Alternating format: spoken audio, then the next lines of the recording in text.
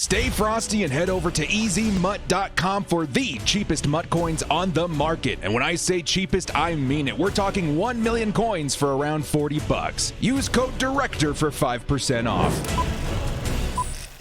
Yo, ora brothers, what's up? It's the Director, and Chargers fans, as of today, we are exactly 1 month away from the NFL draft. Can I get a bolt up in the chat? It's going to be a very, very exciting year, guys. I just really feel like the unpredictability of the 2021 draft is going to blow some people away because players are going to fall.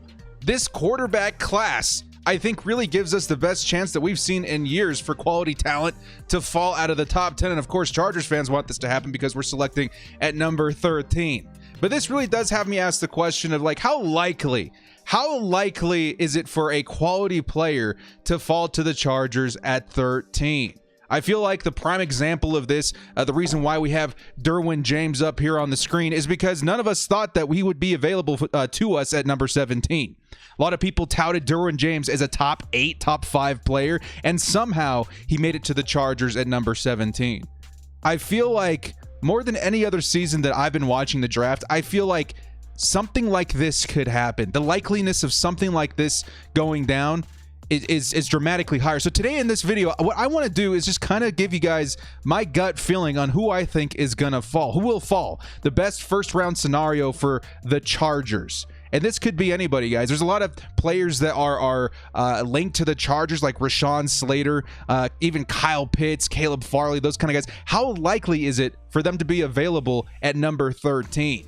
Let's kind of give you guys an idea of where I realistically think the Chargers are going to target as far as cornerback, left tackle, even wide receiver at number 13 as well. Because there's some players that if they're there, you just got to take them regardless of the holes on this roster, which is kind of insane to say because the Chargers desperately need help at the left tackle and cornerback position. But what if a guy like Kyle Pitts is sitting there at number 13? Can you pass up on that kind of talent? I don't know, man. So before we do get started, guys, because I'm going to be going over a lot of players that have been connected to the Chargers, giving you guys percentage chances between 1 and like 100%. I'll give you guys a percentage chance of what I think if they're going to be there at that spot. Before we do get started, though, hit us up with a like and sub if you do enjoy this content. The small amount of time you guys take to hit the like, sub, and bell notification helps me out a lot. Let's get into this video. Lights, camera, action.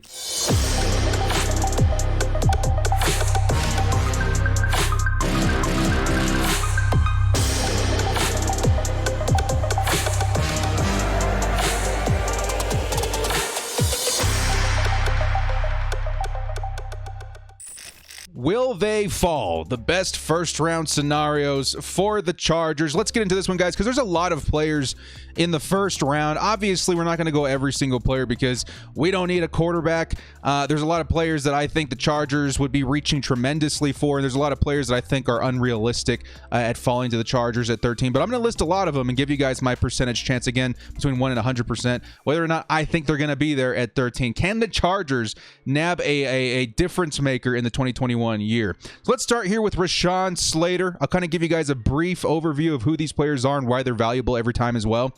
I see him as an elite lineman, the second best lineman in this class after Penei Sewell. I think he's a Pro Bowl caliber kind of guy. Some people say maybe a little bit, his length is probably a little bit shorter than you want for a left tackle, but realistically, I don't see that mattering as much. He's absolutely insane in his tape. Honestly, realistically, the best case scenario player for the Chargers at number 13. There's a real chance that he is sitting there at 13, and if he is, we're talking best player available. You have to snatch him up. I'm also going to list another team to keep an eye out for as the biggest threat to take this player before the Chargers. I'm going to call it the biggest team to watch. And the biggest team to watch in this case is the New York Giants. Yes, they have their tackle situation sorted out, but really you could play him at guard and he would be a Quentin Nelson kind of level guard on that line as well. And again, that's a talent that you just do not want to pass up on. They could draft him just on talent alone to play guard or even tackle if they wanted to. So I'm going to give this a 65% chance that Rashaan Slater is available to the Chargers. If the Giants decide to go anywhere else, maybe edge or something like that in the first round, the chances of Rashaan Slater being there at number 13 is rather high. Next up, we're going to take a look at a guy that I have been hyping up all offseason. His name is Kyle Pitts. Kyle Pitts is possibly the best tight end that we've ever seen as far as prospects coming into the draft. He looks like the ultimate mismatch. And the Chargers just so happen to be in a position where they need a new franchise tight end after letting go of Hunter Henry to the Patriots. Now, I would see the biggest threat to take away Kyle Pitts from the Chargers. If he starts to fall, I don't think he falls past this team right here, the Philadelphia Eagles. Now, Zach Ertz is on the trade block. They could be looking for a replacement in him. Honestly, I could see him going way before the Philadelphia Eagles as well. But if he does start to fall, I think the Eagles aren't going to think twice about snatching him up for their new quarterback in Hurts. So I'm going to give this one a 15% chance. There is a chance with the top-heavy quarterback class that for some reason he does fall to 13. If he is there, he's the only guy I'm considering over Rashaan Slater. Now, if let's say a Penei Sewell and Kyle Pitts are there, I'm still taking Sewell, but you're kind of getting the idea of his priorities for me with the kind of talent that could fall to 13. Next up, we're going to talk about a guy that's been dropping on draft boards lately, and that's Caleb Farley. And he could possibly be the best cornerback in this class. He's been comped to guys like Antonio Cromartie, which of course Chargers fans would be very excited about. But he just had a recent back surgery or procedure. I forget the name of it. All I know is that it was very minorly invasive. What's it called? Non-invasive surgery. So he'll be ready to go by camp. He'll be ready and recovered by camp before the NFL season. The biggest threat, in my opinion, right now to snatch up Caleb Farley, though, before the Chargers is going to be the Dallas Cowboys, who I think, if it weren't for Denver picking up Kyle Fuller, I would say Denver. But I think Dallas needs like a major overhaul with their defensive back core. And of course, they're going to be picking a couple of picks before us. I can definitely see them targeting a cornerback this draft.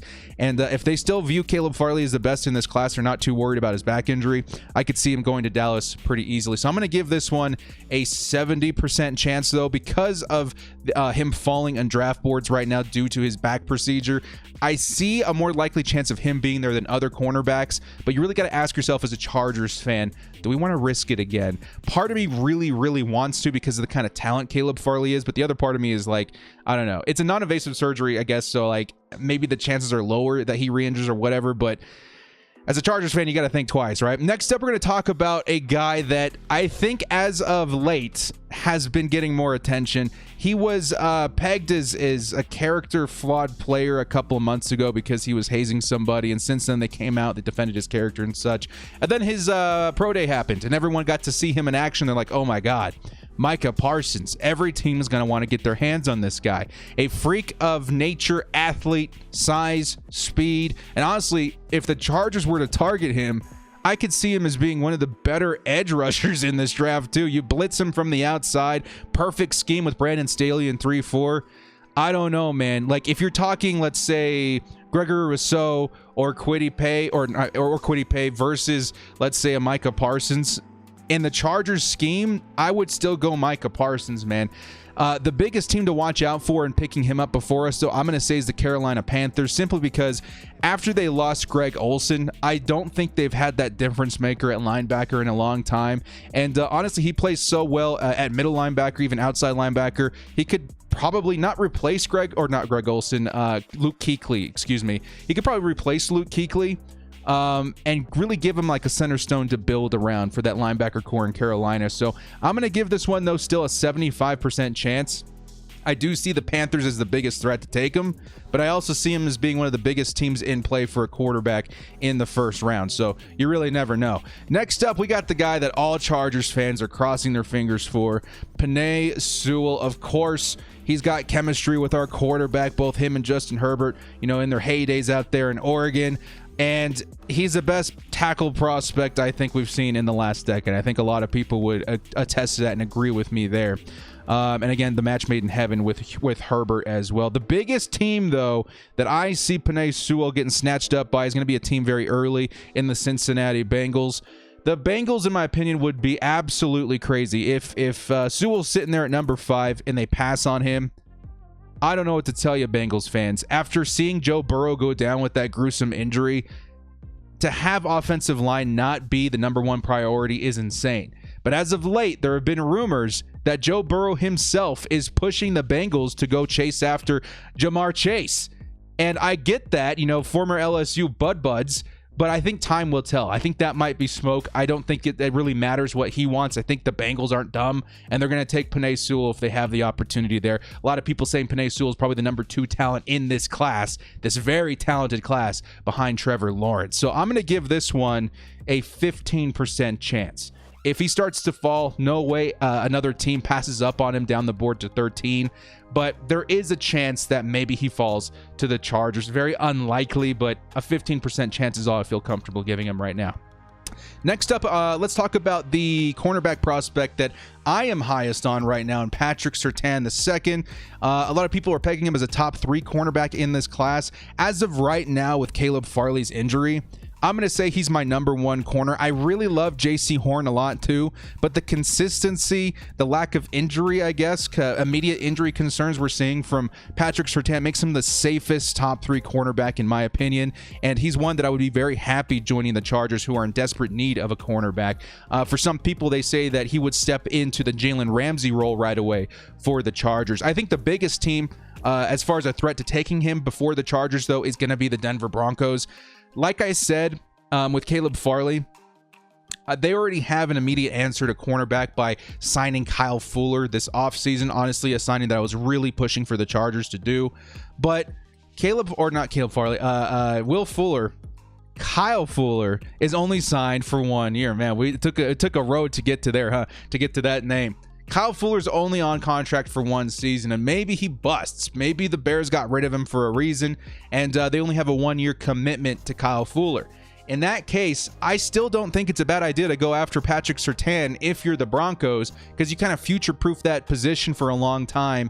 And honestly, if it works out with Kyle Fuller, more power to you. Keep him on the roster if you want to re-sign him. If money's an issue, you can let him go. You have that position covered, and honestly, one of the best cornerbacks in the draft this season. So I'm going to give this one a 50% chance, just because, again, I feel like a lot of teams may pass on cornerback on the way down. You never know. And again, with all the quarterbacks pushing everything down, there may be higher quality players that these teams can consider before corner.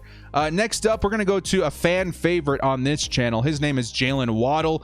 Possibly the best match at wide receiver for our quarterback in Justin Herbert. And I need to reiterate this because a lot of fans don't realize past the first level of Jaylen Waddle. Jaylen Waddle is more than just speed. His route running, his catching, his awareness are all top tier. And honestly, a lot of players get comped to Tyreek Hill nowadays, which honestly, I get it. It's annoying. But I feel like Jaylen Waddle's as close to Tyreek Hill as you're going to get outside of his speed. The catching, route running, awareness, they're all at that level. And to me, that makes Jaylen Waddle the best fit as far as wide receivers to the Chargers in the first round. The biggest team to take him away, honestly and obviously, is going to be the Miami Dolphins. They traded down from the 3 spot. They traded back into the top 10 at the 6 spot. So at number 6, I see them chasing a guy like, Jamar Chase or Jaylen Waddle. I would say one of the two is who they're going after. And if the Bengals really go Chase at number 5, I would fully expect Waddle to be the next pick at number 6. So I'm going to give this, though, a 70% chance. Just because the way the boards are falling right now, if Miami elects to take anybody else, let's say the Bengals go Jamar Chase at number 5 and Penei Sewell still sitting there at number 6, I think there's a huge possibility the Dolphins still take Penei Sewell, and that's going to cause Jaylen Waddle to fall. And then other teams like the New York Giants, who are really heavily, in the market for a wide receiver, they already got their answer in free agency with Kenny Golladay. So I still see like a 70% chance of him being there for the Chargers at number 13. The question is there going to be another player there that incentivizes them to pass on a Jaylen Waddle, which I do think is highly possible as well. Next up, probably the safest pick for any Chargers mock draft out there, Christian Daresaw. I see Christian Daresaw as the second best pure tackle on the board after Penei Sewell.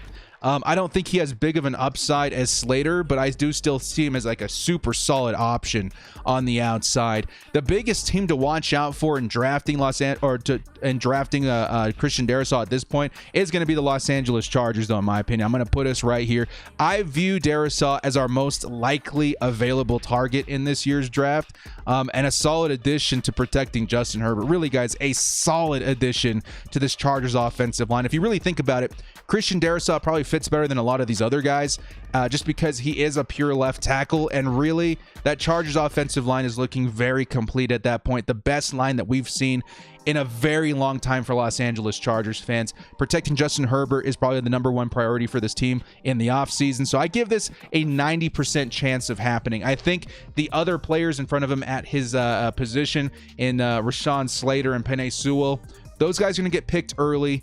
And I do still see a huge possibility of Christian Daresaw being there at number 13, because number 13 is still a pretty high pick. So 90% to me, the most likely pick for us, in my opinion, that's going to be an available guy there at 13. Again, if you're watching a lot of videos of mock drafts and you're a Chargers fan doing a lot of mock drafts, it's going to be Christian Daresaw a lot you're seeing at number 13. Next up, we've got a guy a lot of Chargers fans are starting to turn their attention towards, and J.C. Horn, cornerback, fast, tall. These are measurements and talents that every team is going to covet, and he's starting to climb boards. I think as Caleb Farley starts to fall, we're starting to see J.C. Horn climb, and a lot of people are saying he may be the #1 option this year at the cornerback position. The biggest team that threatens the Chargers to go snatch him up, though, in my opinion, honestly, I thought about it a lot. I still think it's the Philadelphia Eagles. You know, they went and picked up Darius Slay, I think, but I think they still need a lot of help out there as far as their defensive backs. They're still in play for a Kyle Pitts or a wide receiver if there's still a quality option there like Devonta Smith, but I do see J.C. Horn getting snatched up by the Eagles just before us. But still, I do think I'm seeing a lot of mock drafts, and the more mock drafts I do see J.C. Horn there a lot at number 13. So I'm going to give this a 60% chance that J.C. Horn's available at number 13, but I do see him being kind of added to that like top cornerback conversation this season, which may get him snatched up a lot sooner than the Chargers can pick at number 13. So 60% chance for me, though. Next up, we have probably the best edge rusher in this draft class in Kwity Paye. A lot of Chargers fans ask me about him all the time, so I decided to include him in this video. He would easily replace Melvin Ingram. The biggest team that threatens to grab him before the Chargers, again, I'm going to say, are the New York Giants. They have a lot of things they need to fix, and I think edge is one of their biggest concerns, especially after picking up Kenny Golladay in this offseason and free agency. So maybe they're in play for a Kwity Paye at whatever number they are before the Chargers. I think it's 10, and that would be good news for the Chargers, in my opinion, though. As much as I would like Kwity Paye on this team, I'm going to give him an 85% chance of being there at 13. I think him going to the Giants would be good news for the Chargers, because that means that some players are going to fall past them that the Chargers would be targeting as well, like a Christian Daresaw, Rashaan Slater. If they pick Kwity Paye, I can definitely see Rashaan Slater having a bigger chance of being there at number 13. So that's going to be that for Kwity Paye. Next up, we've got Devonta Smith. Chargers fans ask me about him all the time. And the reason they ask me about him is because they think that, you know, we don't bring him up because we don't want him. We do want Devonta Smith. Every team should want Devonta Smith. He's being slept on due to his size. A lot of people say that his slender build is not going to translate to the NFL too well. I mean, I watched Calvin Ridley the past couple of years, and his size doesn't bother me at all. And I think I think Devonta Smith is going to be better than Calvin Ridley, and honestly, his upside is huge. So if we're targeting wide receiver, or if he really is best player available, I could definitely see him being available at number 13. The biggest team, in my opinion, to threaten taking him is going to be the Miami Dolphins, who, again, I think they traded down because they're targeting a wide receiver who's better, in my opinion, than Devonta Smith. They may value Jaylen Waddle a little bit better at number 6, but honestly, guys, if we ended up with Devonta Smith, if the Chargers really felt like super passionate about him being the best talent at number 13 when we pick, I would be pretty excited, because I do think he's being slept on. I think he's a great talent right now. So I'm going to give him an 80% chance. Did I go over Kwity Paye? 85% chance for Kwity Paye. I think he's going to be there. 80% chance for Devonta Smith, because I think teams as of right now are higher on Jamar Chase and Jaylen Waddle. And finally, a fan favorite for the Chargers as well. Let's talk Elijah Vera Tucker. Monstrous prospect out of USC. He dominated for them for quite a long time, but most teams may view him as a guard. That's the one thing that I think is being overlooked in some cases. I think he would be great at tackle, but do the Chargers think he's going to be great at tackle? That's kind of the big question mark there. And if other teams view him as a guard, there's a likely chance that maybe he doesn't get picked in the top 15. You really never know. The biggest team to watch out for, though, I'm going to say again, is the Chargers. It really depends on the perspective here. If they view him as a tackle, then the Chargers may be inclined on taking him even before Christian Daresaw. If they view him as a guard, then he probably is going to fall a lot further and the Chargers pick somebody else. So I'm going to give Elijah Vera Tucker a 95% chance of being there, though I think he's the most likely player on this list to be at number 13.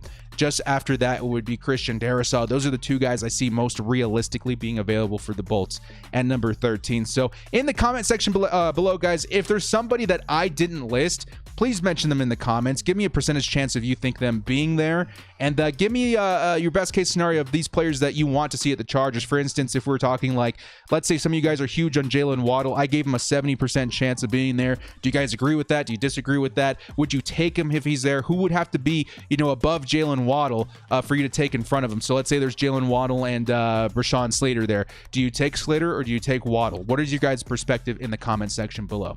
Well, guys, thank you for so much for joining me. If you did enjoy this content, hit us up with a like and sub on your way out. This has been the Director, and as always, brothers, bolt up and stay frosty.